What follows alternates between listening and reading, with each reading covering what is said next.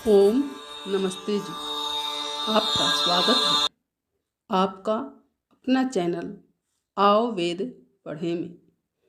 इस चैनल पर केवल आचार्य प्रदीप कुमार शास्त्री जी का ऑनलाइन व ऑफलाइन शास्त्रीय कक्षाओं के वैदिक व्याख्यान उपलब्ध होंगे।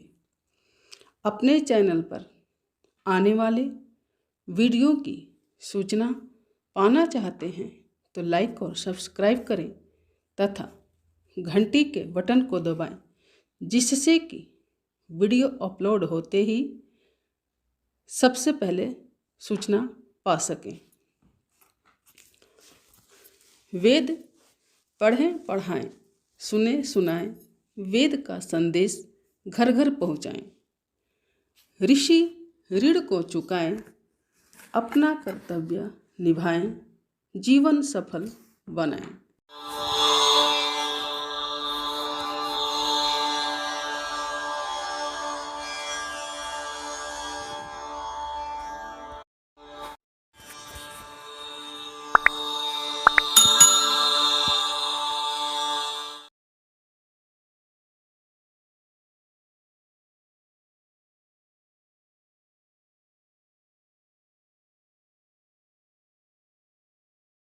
ॐ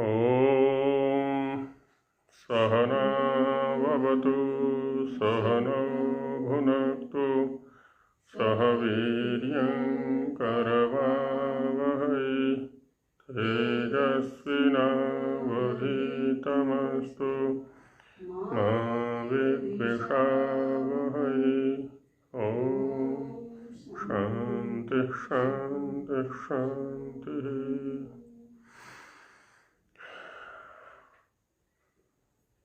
तो ईश्वर स्तुति प्रार्थना याचना समर्पण उपासना विद्या के अंतर्गत चर्चा चल रही है प्रार्थना विषय को लेकर के मुख्य रूप से। उसमें भी स्वामी जी महाराज ने यजुर्वेद का जो 18वां अध्याय है वो उसके संपूर्ण मंत्र सभी मंत्र इसी विषय वाले हैं ऐसा कहा है, जिसमें कि ईश्वर के प्रति पूर्ण समर्पण। कभी कभी या कह लें अधिकतम या वास्तविक स्थिति यही है कि हम किसी को दे करके अधिक सामर्थ्य वाले होते हैं, किसी के प्रति स्वयं को समर्पित करके अधिक सामर्थ्य वाले हो जाते हैं। जैसे गृहस्थ में पति पत्नी हैं, एक दूसरे के प्रति पूर्ण समर्पण, शक्ति दुगनी हो गई। और जहाँ समर्पण नहीं है वहाँ अपनी भी शक्तिहीन हो गई।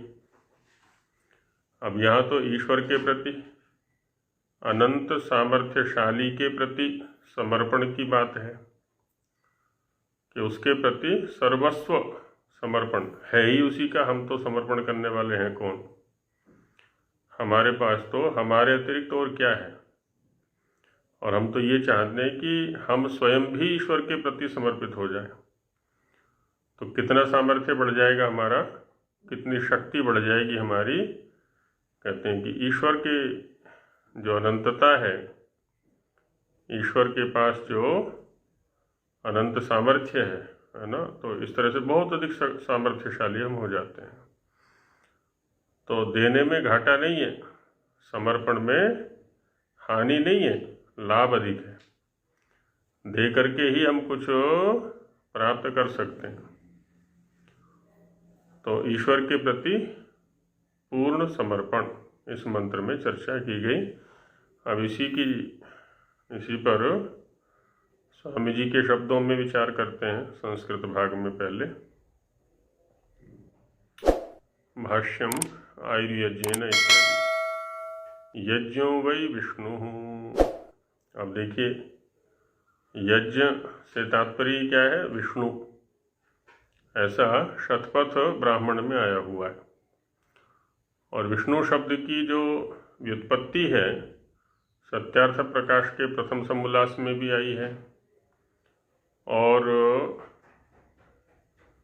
यहाँ भी स्वामी जी महाराज दे रहे हैं कि वेवेष्टि व्याप्नोति सर्वम जगत स विष्णुरीश्वरः। वेवेष्टि विश्लरी व्याप्तौ धातु से वेवेष्टि शब्द बनता है। वेवेष्टि अर्थात व्याप्नोति, व्याप्त होता है। कहाँ? सर्वम जगत, जितना भी ये जगत है, संपूर्ण जगत में ईशावास्यम इदम सर्वम यत्किंच जगत्याम जगत, तो सर्वत्र व्याप्त है वो, इसलिए उस ईश्वर का नाम है विष्णु। तो वो विष्णु है। और ये यज्ञ शब्द का अर्थ है, यज्ञो वै विष्णु, कि यज्ञ तो विष्णु के लिए शब्द आता है। तो हे मनुष्याः, सभी मनुष्यों के प्रति ये संकेत है, ये निर्देश है कि तेन यज्ञेन ईश्वर प्राप्त्यर्थम सर्वं स्वकीयम आयुः कल्पताम इति। इसका भाव क्या दे रहे हैं आगे? यद अस्मदीयम आयुरस्ति तद ईश्वरेण कल्पताम परमेश्वराय समर्पितम भवतु। कहते हैं कि जो ये हमारा आयु है, आयु शब्द पर कल चिंतन किया था, जीवन परिमाण, जब से हमारे श्वास प्रश्वास की गति आरंभ हुई है और अंतिम श्वास तक, है ना, ये जो बीच का कालखंड है, प्रथम श्वास से आरंभ करके और अंतिम श्वास तक के बीच में जो कालखंड है उसका नाम है जीवन। उस व्यक्ति का अलग अलग जीवन या आयु होगा। तो तेन यज्ञेन, उस यज्ञ के द्वारा, यज्ञ कौन है? विष्णु है, ईश्वर है। तो ईश्वर प्राप्त्यर्थम सर्वम स्वकीयम आयु कल्पन्ताम, उस यज्ञ से, उस ईश्वर से हमारी जो आयु है, हमारा जो जीवन परिमाण है, वो कैसा होवे? समर्थित होवे, सामर्थ्यशाली होवे। कैसे सामर्थ्यशाली होगा वो? कहते हैं उस ईश्वर की प्राप्ति के लिए अपने संपूर्ण आयु को समर्पित कर दें। कि जो भी मेरे श्वास प्रश्वास हैं, जितने भी श्वास हैं, जितना भी जीवन है, जितना भी आयु है, वो सब ईश्वर के प्रति समर्पित, ईश्वर की प्राप्ति के लिए समर्पित। एक एक श्वास ईश्वर की प्राप्ति के लिए ही व्यतीत होना चाहिए, हमारा चलना चाहिए। तो फिर क्या होगा? हमारा जो आयु है वो सामर्थ्यशाली हो जाएगा, वो समर्थ हो जाएगा, वो सफल हो जाएगा एक एक श्वास। तो उसी को खोल रहे हैं आगे कि यद अस्मदीयम आयुरस्ति, जो हमारा आयु है, जो हमारा जीवन परिमाण है, तद ईश्वरेण कल्पताम, वह ईश्वर के द्वारा कल्पित अर्थात समर्थित होवे, सामर्थ्यशाली होवे। कैसे होगा वो सामर्थ्यशाली? परमेश्वराय समर्पितम भवतु, परमेश्वर के लिए, परमेश्वर की प्राप्ति के लिए, परमेश्वर की उपलब्धि के लिए समर्पित हो जाए। तो अब उससे ये सामर्थ्यशाली हो जाएगा। जीवन में कितना उत्साह बनेगा, आगे से आगे, आगे से आगे नई से नई उपलब्धियां होती रहेंगी वहाँ पर। क्योंकि ईश्वर से तात्पर्य होता है अनंत, वहाँ जो कुछ भी है अनंत है। अब जैसे हम किसी व्यक्ति को प्राप्त करते हैं, किस रूप में? माता के रूप में, पिता के रूप में, आचार्य के रूप में, या अन्य किसी रूप में प्राप्त करेंगे। तो इन सभी के जो सामर्थ्य हैं वो सीमित है। ये हमारे लिए किसी न किसी उपलब्धि का साधन बनते हैं। अब एक दिन ऐसा आता है कि इनका जो सामर्थ्य है वो चुक जाता है, पूर्ण हो जाता है। जो कुछ इनके पास होता है वो सब कुछ दे दिया, अब इनके पास देने के लिए कुछ बचा ही नहीं। लेकिन परमेश्वर के सानिध्य में जब हम जाते हैं, जब परमेश्वर के प्रति स्वयं को समर्पित करते हैं, तो वहाँ तो अनंतता है, हर चीज़ की अनंतता है। जिस चीज़ को भी प्राप्त करने के लिए हम प्रयत्नशील होंगे वो और अधिक दिखाई पड़ेगी वहाँ पर, और अधिक, है ना। हम लेते जाएं वो और अधिक बढ़ती चली जाएगी, तो कितना उत्साह बनेगा, तो सामर्थ्यशाली होते चले जाएंगे हम। समर्पितम भवतु एवमेव प्राणः, जो प्राण है, श्वास प्रश्वास, पहले तो कह दिया पूरा का पूरा आयु। अब कहते हैं कि उस आयु का जो एक एक अवयव है, क्या, श्वास प्रश्वास, वह भी, माने संपूर्ण आयु भी समर्पित हो, उसका एक एक अवयव भी समर्पित हो। दोनों शब्दों के प्रयोग करने का तात्पर्य ये होगा यहाँ पर कि जीवन का एक भी श्वास ऐसा नहीं जाना चाहिए जो कि ईश्वर के प्रति समर्पित न हो। ईश्वर की प्राप्ति के लिए उसका उपयोग न हो रहा हो, ऐसा एक भी श्वास हमारा नहीं जाना चाहिए। प्रतिश्वास इस बात का ध्यान रखना है। इसीलिए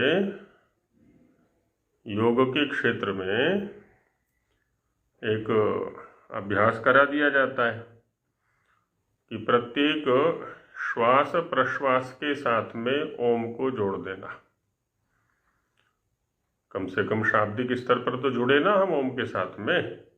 हमारे प्रत्येक बाहर जाते हुए श्वास के साथ भी ओम उच्चरित होना चाहिए मानसिक रूप में, और अंदर जाते हुए श्वास के साथ भी ओम का उच्चारण होना चाहिए मानसिक रूप में। तो ये जो मानस जाप है वो 24 घंटे चलना आरंभ हो जाता है। इसके लिए कोई अतिरिक्त प्रयत्न नहीं करना पड़ता।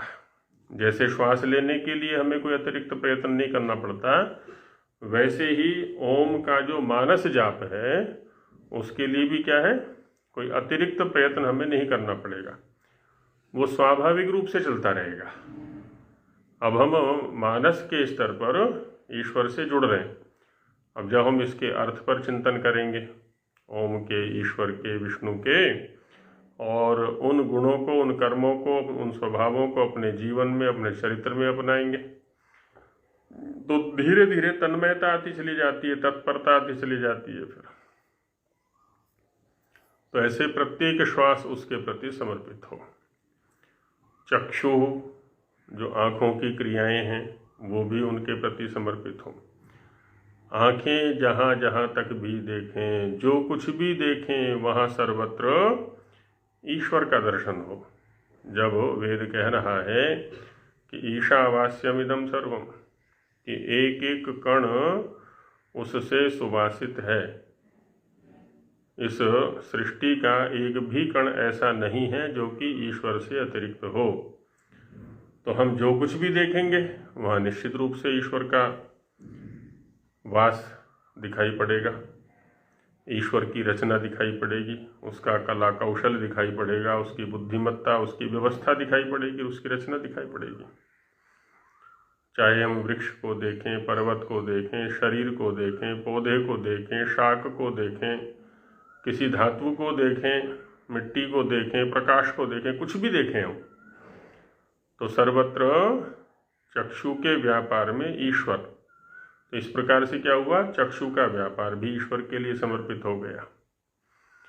श्रोत्रम, जितने भी शब्द हम सुनते हैं, है ना, क्योंकि श्रोत्र का जो उपयोग है वो शब्द सुनने के लिए है, तो हमारा प्रयास पहले होना चाहिए कि हम उन्हीं शब्दों को सुनेंगे जो ईश्वर की व्याख्याएं कर रहे होंगे, क्योंकि ईश्वर सब कुछ है।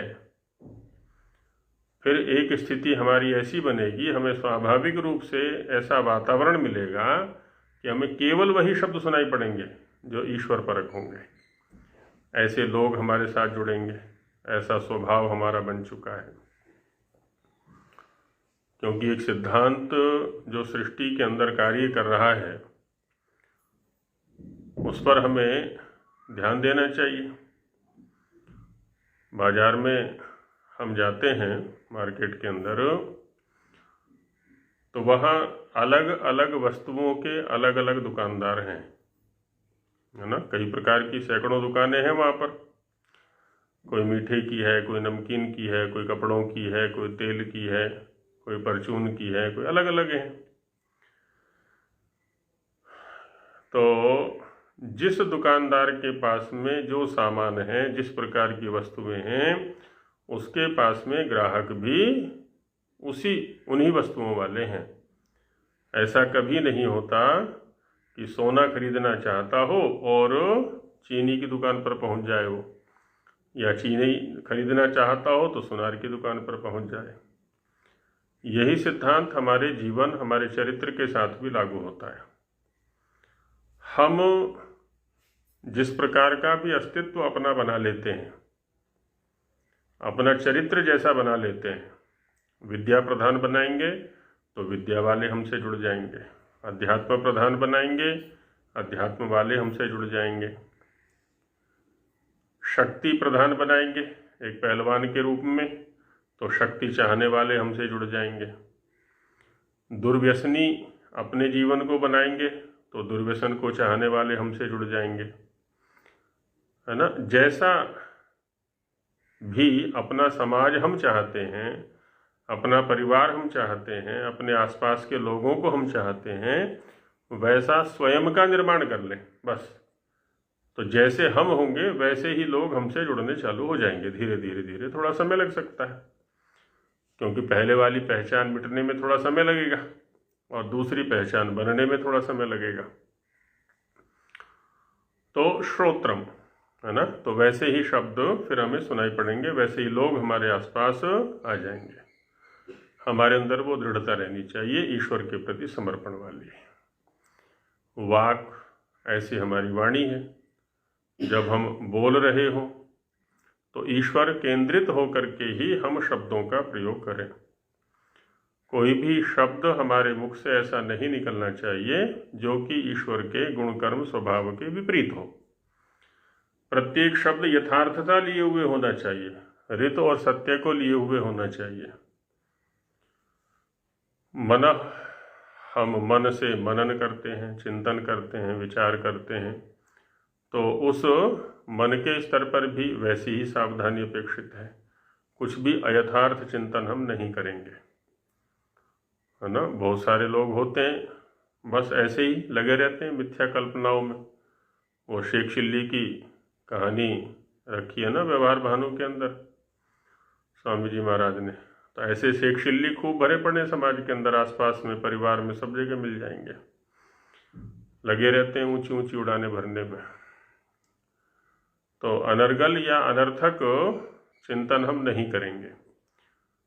जब ईश्वर वो सत्य है, रित है, उसके जितनी भी व्यवस्थाएं हैं सारी सत्य हैं,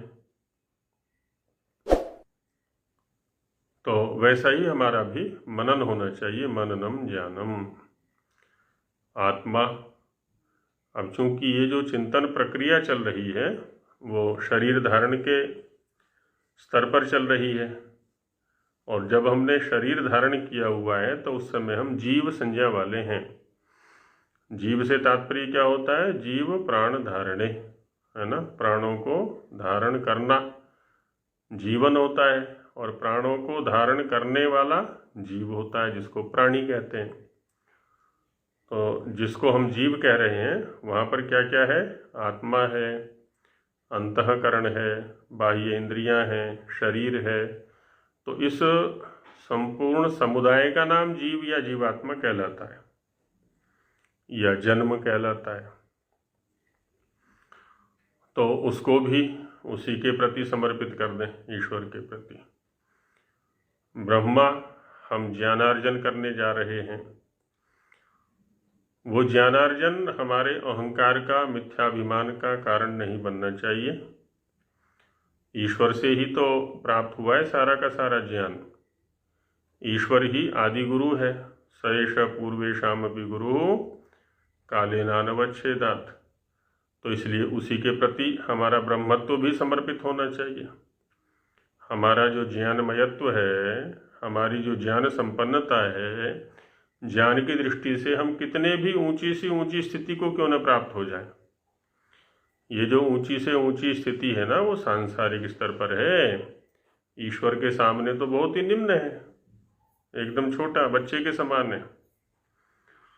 तो इसलिए उसके प्रति समर्पण। तो वही कह रहे हैं स्वामी जी महाराज कि ब्रह्मा चतुर्वेद ज्ञाता, यज्ञानुष्ठान करता, चारों वेदों का जो ज्ञान करने वाला है। चारों वेदों का ज्ञान जिसको है और उन चारों वेदों के ज्ञान के अनुकूल यज्ञानुष्ठान करता, जो कर्म करने वाला है।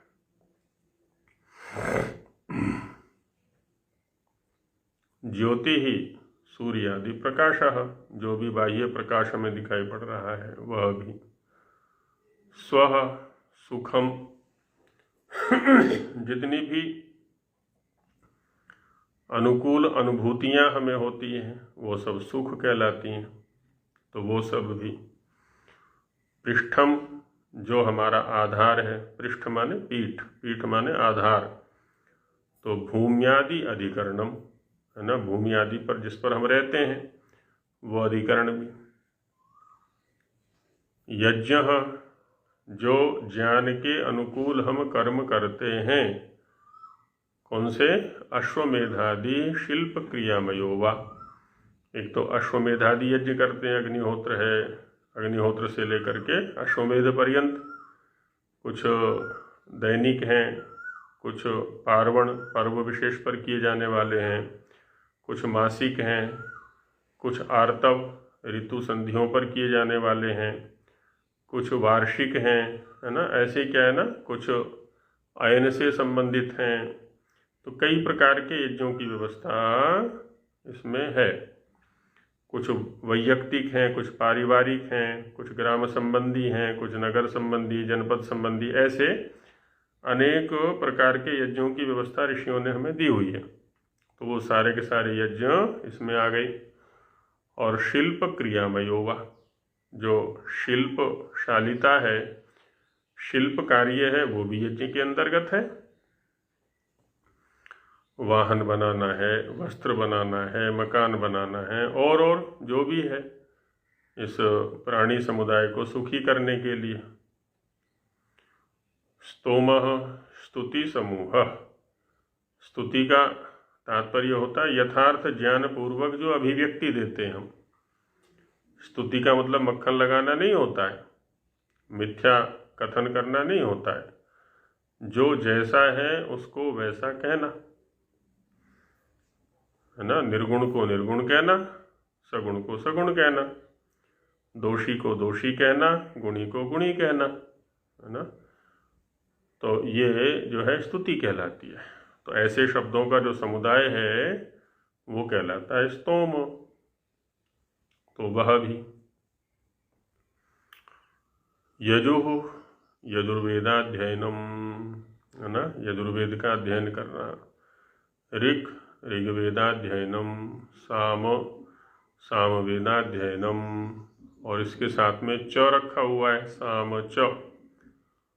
तो साम क्या है? सामवेदाध्ययनम। चकारात अथर्ववेदाध्ययनम च, तो चकार से अथर्ववेद का अध्ययन भी कर लिया है। चकार जो है वो संयोजक की भूमिका निभाता है वाक्य में, तो इन सब का अध्ययन करना। और बृहच्च रथंतरम च, महत् क्रिया सिद्धि फल योग। बृहत्, बृहत् माने बड़ा, तो बड़ी से बड़ी क्रियाओं को हम किया करते हैं, तो वहाँ पर उसकी सिद्धि से जो फल भोग होता है, फल की प्राप्ति हो रही है हमें, वह शिल्प विद्याजन्यम वस्तु।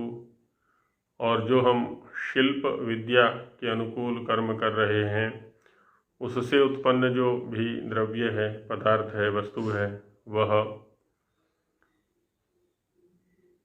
च अस्मदीयम एतत् सर्वम।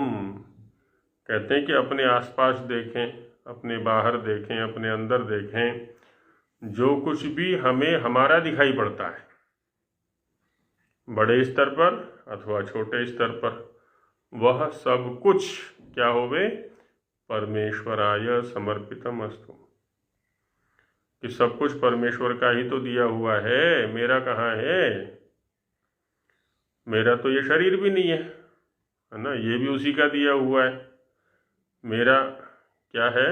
अब स्वामी जी ने यहाँ पर कह दिया कि जो विद्या मैं ग्रहण करूँगा वो भी परमेश्वर से ही प्राप्त होगी, जो विद्या के अनुकूल कर्म करूँगा वो भी परमेश्वर के द्वारा ही शिक्षित होंगे, क्योंकि ज्ञान भी देने वाला वही, ज्ञान के अनुकूल कर्मों को सिखाने वाला भी वही, तो सब कुछ तो उसी का है, मेरा यहाँ पर तो कुछ भी नहीं है। तो सब कुछ उसके प्रति समर्पित।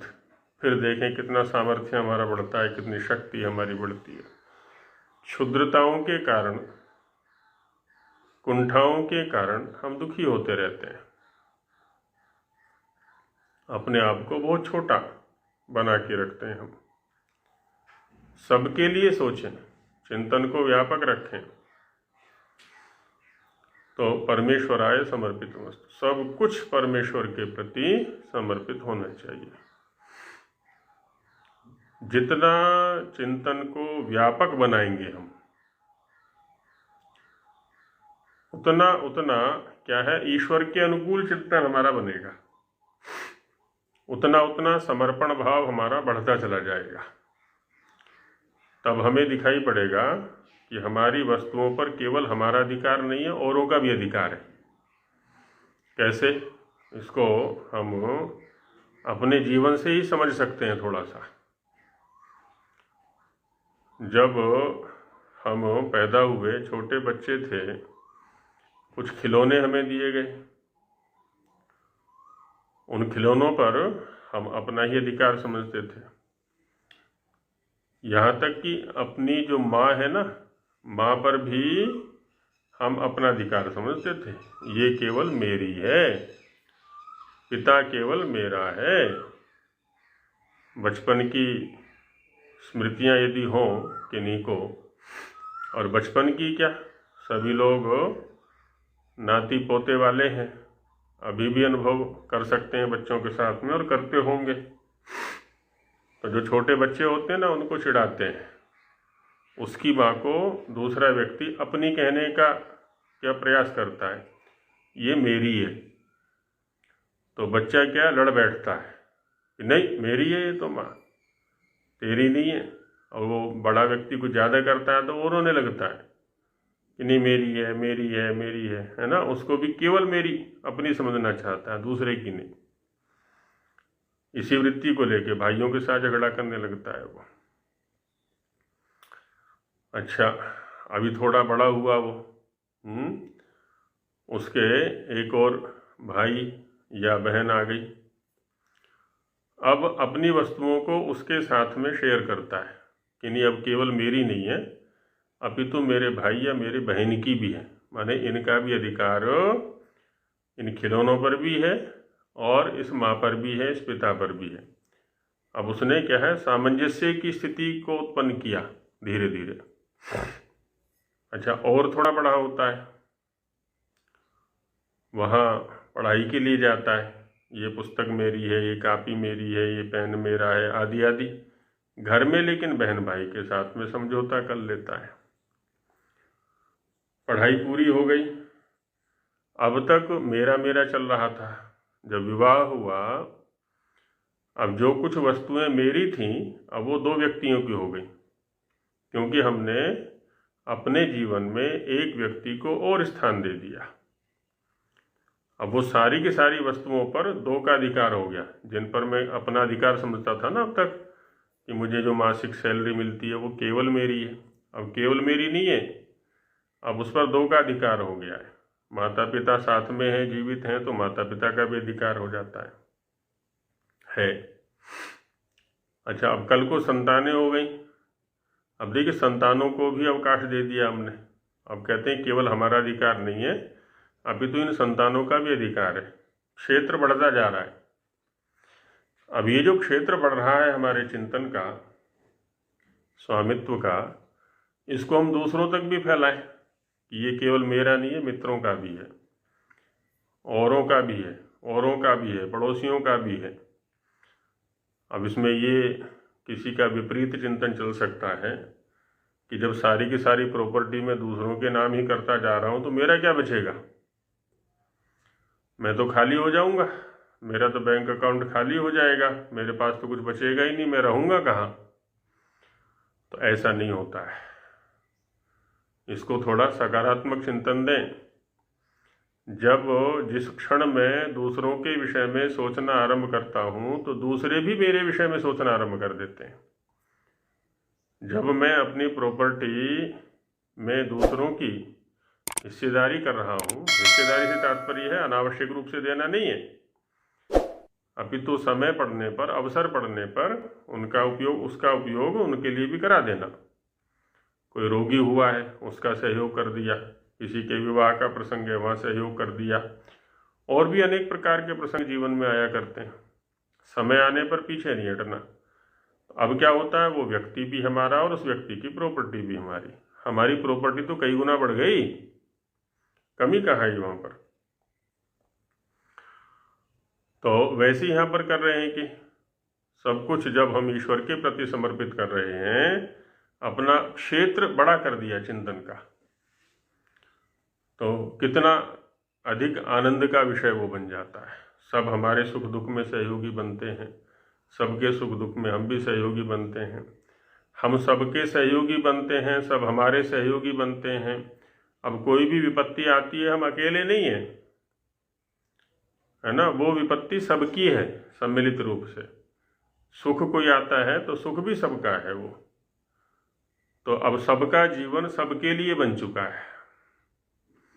जब ये स्थिति आती है तो वहाँ ना कोई अभाव है, ना कोई अज्ञान है, ना कोई अन्याय है।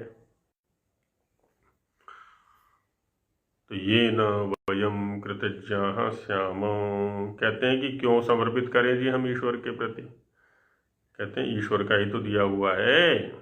अब ईश्वर का दिया हुआ है तो ईश्वर के प्रति समर्पित हो गया, तो ये क्या है, कृतज्ञता का भाव हो गया।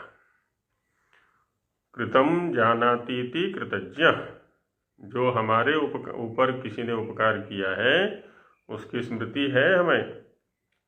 माता पिता ने बड़ा उपकार किया है हमें पालने में, हमें हमारा पोषण करने में, हमारा बड़ा करने में, पढ़ाने में, लिखाने में।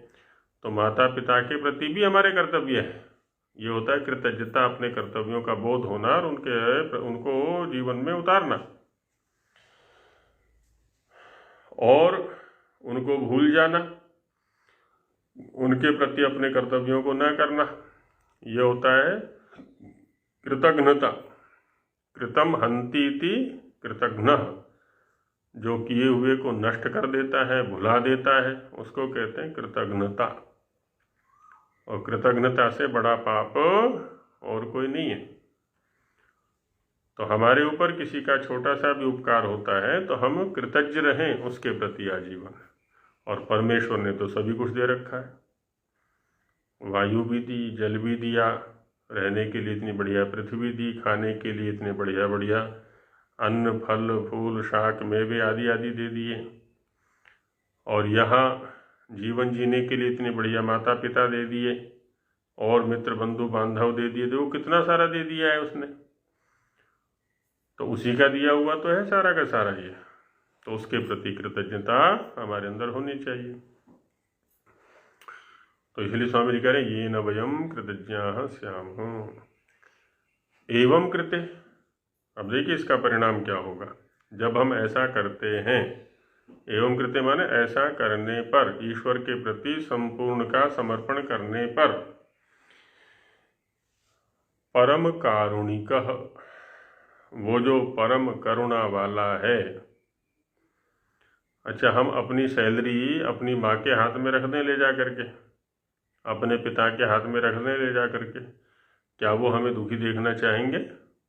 है ना, ये मन में रहे इस पुत्र के या पुत्र वधू के कि सारी सैलरी तो माता और पिता को पकड़ा दी, अब हम क्या खाएंगे? तो क्या कोई भी माता पिता ऐसे होंगे कि अपने बच्चों को दुखी देखना चाहेंगे, भूखा देखना चाहेंगे, नंगा देखना चाहेंगे? वो तो उससे अधिक हमारे ऊपर लुटाने के लिए तैयार बैठे हैं। और ईश्वर तो सबकी माँ है, सबका पिता है, सबका बंधु है, परम कारुणिक है। वह परमेश्वरः सर्वोत्तमं सुखम अस्मभ्यम दद्यात्। सर्वोत्तम सुख हमें देगा, सर्वोत्तम सुख, क्योंकि उसके पास जो कुछ भी है ना वो उच्चतम गुणवत्ता युक्त है, हाई क्वालिटी की है सारी की सारी, समझौता नहीं है वहाँ किसी भी प्रकार का। तो सुख भी है तो उत्तम गुणवत्ता का है, सर्वोत्तम सुख मिलेगा।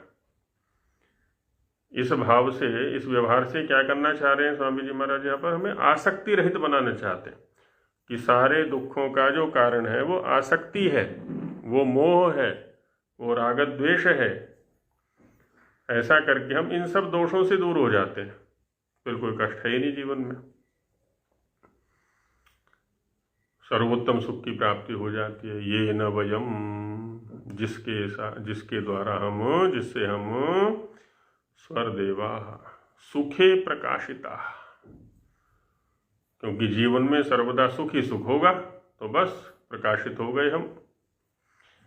अमृता, और कैसे होंगे? परमानंदम मोक्षम अगन्म सर्वदा प्राप्ता भवेम, सर्वदा हम परमानंद मोक्ष को प्राप्त करेंगे, मोक्ष के भागी बनेंगे।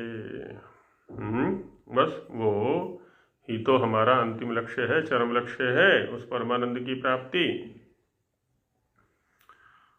तथा प्रजापते प्रजाभूम वयम परमेश्वरस्यैव प्रजाः, ये भाव हमारे चित्त में होना चाहिए कि हम उसी की प्रजा हैं, ये सब कुछ उसी का है, हमारे पास जो कुछ भी सब कुछ उसी का है, तो हम उसकी प्रजाएं हैं, वो हमारा प्रजापति है।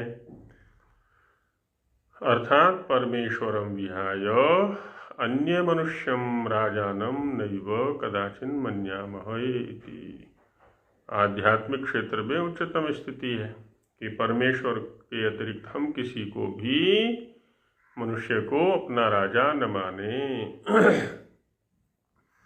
सामाजिक स्थिति में तो ठीक है, पीछे चर्चाएं करके आए हैं कि चक्रवर्ती राज्य भी हमारा होना चाहिए आदि आदि, तो वहाँ तो कोई ना कोई राजा रहेगा ही, उसकी एक शासन व्यवस्था होगी समाज के अंदर, वो तो मान्य है ही। लेकिन जब हम धीरे धीरे धीरे कि सब कुछ उसी का है, तो सर्वोपरि राजा तो वही हो गया। एवं जाते, ऐसा होने पर क्या होगा? वेट स्वाहा सदा वयम सत्यम वदामः, हम सदा सत्य बोलें, सत्य का व्यवहार करें, असत्य का स्पर्श भी हमारे मन में या वाणी में या कर्म में नहीं होना चाहिए। मनस्येकम वचस्येकम कर्मण्येकम सतात्मना, मनस्यन्यद वचस्यन्यद कर्मण्यन्यद दुरात्मना। मन, वचन और कर्म में एक रूपता होनी चाहिए। तो जिनकी एक रूपता होती है वो सज्जन होते हैं, सत्पुरुष होते हैं, और मन वचन कर्म में जिनके भिन्नता होती है, कुटिलता होती है, वो दुरात्मा होते हैं, दुष्ट पुरुष होते हैं। भवदाज्ञा करने परम प्रयत्नता उत्साहवंतो अभूम भवेम। आपकी आज्ञा का पालन करने में, वेद के माध्यम से आपने जो जो आज्ञाएं हमें दी हैं, उन आज्ञाओं के अनुसार अपने आचरण, अपने चरित्र निर्माण करने में हम परम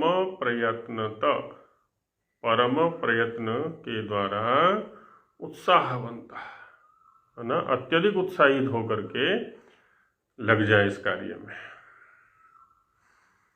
और माँ कदाचित भवदाज्ञा विरोधिनो वयम अभूम, कभी भी हम आपके आज्ञा के विरुद्ध चलने वाले न होवे। जो जो आपकी आज्ञाएं हैं उन्हीं के अनुसार हमारा जीवन होना चाहिए, उनके विरुद्ध नहीं होना चाहिए। किंतु भवत सेवायाम सदैव पुत्रवत वर्तेमहि, आपकी सेवा में, आपके सेवन में, आपकी भक्ति में, आपके भजन में कैसे रहे हम? जैसे एक पुत्र अपने पिता के साथ रहता है, पिता को छोड़ता नहीं है कभी भी वो, पहले माता के साथ रहता है तो माता को नहीं छोड़ता, माता की गोद को सबसे बड़ा स्वर्ग समझता है बच्चा, और माता के बाद पिता के सानिध्य को सर्वोपरि समझता है। कुछ भी चाहिए उसको तो पिताजी या माताजी मुझे ये चाहिए, मुझे ये चाहिए, और पूरे आशान्वित होकर के जाता है कि मुझे अवश्य मिलेगा वहाँ से। तो यही व्यवहार हमारा आपके प्रति हो जाए, परमेश्वर के प्रति हो जाए। इसी भाव को भाषार्थ में कहते हैं स्वामी जी महाराज, यज्ञ नाम विष्णु का है। यज्ञ से तात्पर्य होता है विष्णु। विष्णु कौन है? जो कि सब जगत में व्यापक हो रहा है ना। सब जगत में व्यापक होने वाली सत्ता को विष्णु कहा जाता है।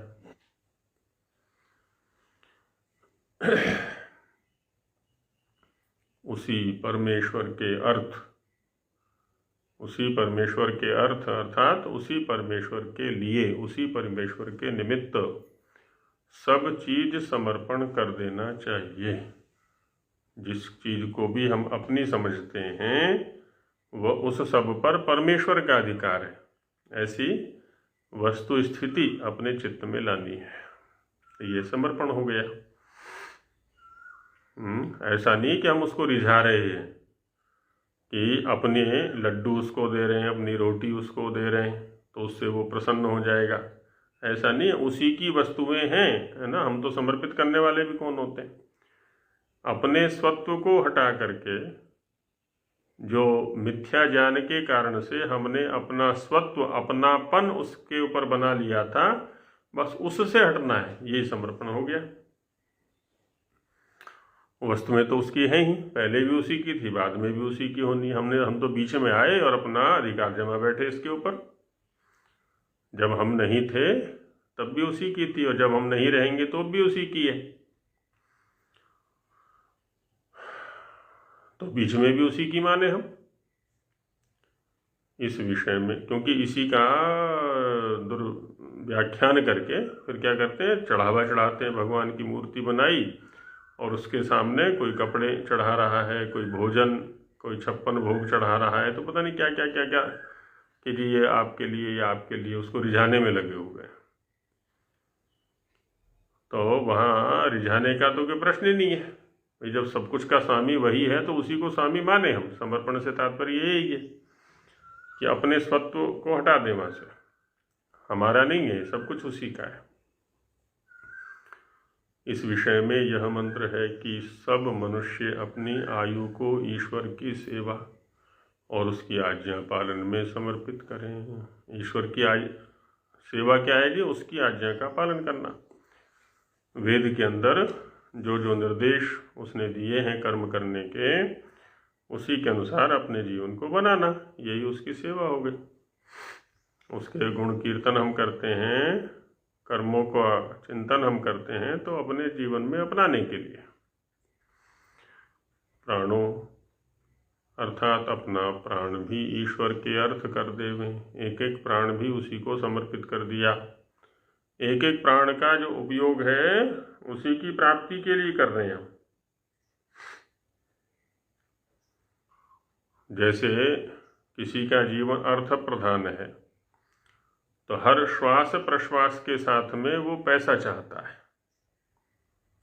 कि पैसा आए आए आए और आए और आए और आए, है ना। तो ये भाव हमें ईश्वर के प्रति बनाना है। चक्षु जो प्रत्यक्ष प्रमाण, और आँख, चक्षु से तात्पर्य प्रत्यक्ष प्रमाण भी और आँख भी उसका व्यापार है। श्रोत्रम जो श्रवण विद्या और शब्द प्रमाण आदि, ईश्वर ने जो कहा है उसको प्रमाण माने। वाक, वाणी, मन और विज्ञान, आत्मा, जीव, ब्रह्मा तथा चारों वेदों को पढ़ के जो पुरुषार्थ किया है, ज्योति जो प्रकाश, स्वर जो सब सुख, पृष्ठ जो उत्तम कर्मों का फल और स्थान, ऊपर पृथ्वी आदि किया था, यहाँ पर कर दिया है उत्तम कर्मों का फल और स्थान, जहाँ हम उत्तम कर्मों को कर रहे हैं, जिसके लिए कर रहे हैं वो पृष्ठ है। यज्ञ, जो कि पूर्वोक्त तो 3 प्रकार का यज्ञ पहले वेद विषय विचार में चर्चा आ चुकी है, इसकी किया जाता है। ये सब ईश्वर की प्रसन्नता के अर्थ। ईश्वर की प्रसन्नता तो क्या होनी है, हमारी ही प्रसन्नता है। हम सुखी हो जाएंगे, जब तक हम अपना माने बैठे तब तक दुखी रहेंगे। जैसे ही हम ईश्वर का मानते हैं इनको कि ईश्वर के ही थे, ईश्वर के ही हैं, हम सुखी हो जाते हैं, प्रसन्न हो जाते हैं। तो कर देना चाहिए, प्रसन्नता की अर्थ समर्पित कर देना अवश्य है, नहीं तो प्रसन्नता नहीं बनेगी जीवन में। अब एक व्यक्ति को देखें हम, घर बनाता है और पूरा जीवन फिर उसी में लगा देता है, बनाता है, तोड़ता है, फिर बनाता है, नए नए डिजाइन डालता है उसमें, कभी कोई परिवर्तन कभी कोई परिवर्तन, लगा रहता है जीवन भर उसी में।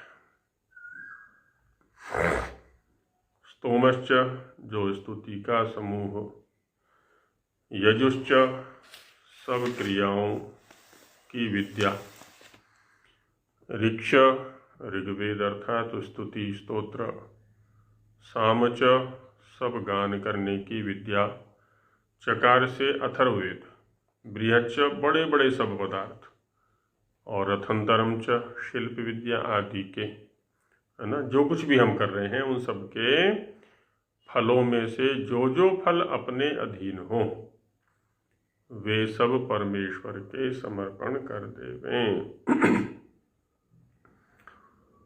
कर्म भी ईश्वर के सामर्थ्य से हो रहे हैं, वस्तुएं भी ईश्वर के सामर्थ्य से प्राप्त हुई हैं, फल भी ईश्वर के सामर्थ्य से प्राप्त हो रहा है, सब कुछ ईश्वर के प्रति समर्पित। अब देखिए अंतिम वाक्य को पढ़िए यहाँ पर, क्योंकि सब वस्तु ईश्वर ही की बनाई है। बस इस मिथ्याभिमान को हटाना है कि मेरी बनाई हुई है, ये मेरी है। समर्पण से तात्पर्य यही है कि सब कुछ उसी का है अंततः। इस प्रकार से जो मनुष्य अपनी सब चीजें परमेश्वर के अर्थ समर्पित कर देता है ना, अपना जो स्वत्व है, अपनापन है, उसको समाप्त कर देता है, उसके लिए परम कारुणिक परमात्मा सब सुख देता है, कोई सुख बचा के नहीं रखता है, इसमें संदेह नहीं। आचार्य शंकर ने कहा है कि सबसे बड़े भाग्यशाली कौन होते हैं, तो कोपी नवंतः खलु भाग्यवंता। सबसे बड़ी संपत्ति, सबसे बड़ी संपन्नता, सबसे बड़ी प्रसन्नता, सबसे बड़ी सुखी, सबसे बड़ी भाग्यशाली हैं जिनके पास कोपीन मात्र ही संपत्ति है। जितनी संपत्ति एकत्रित होगी फिर उसकी सुरक्षा के लिए लगे रहो।